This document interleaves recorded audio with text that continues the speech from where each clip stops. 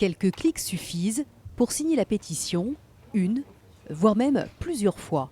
Mais les fraudes sont rares et le site internet change.org a su retirer les fausses signatures. On n'a constaté aucune tentative de spam de grande ampleur ni de fraude, donc on est vraiment sur un mouvement réel, sur 1 million de personnes, et on le voit d'ailleurs sur le flux de commentaires en permanence en bas de cette pétition. On est sur une pétition qui engage beaucoup de gens, des gens qui viennent avec leur nom, avec leur témoignage, contribuer à la mobilisation. La contestation en ligne du projet de loi El Khomri bat tous les records en France, un succès inédit, rapide et massif qui rassemble au-delà des signataires classiques comme les militants politiques ou syndicaux. Certains contestataires se révèlent être en fait de simples citoyens comme cette enseignante-chercheuse. Cette loi elle vient se rajouter à toute une autre série de mesures, de choses qui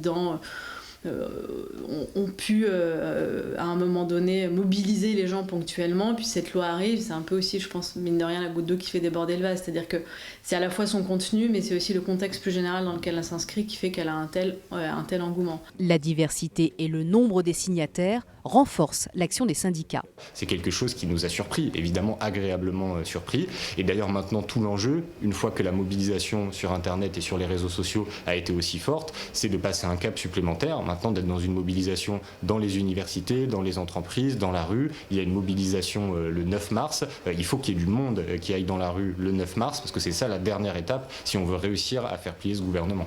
Le projet de loi doit être présenté au Conseil des ministres le 24 mars prochain.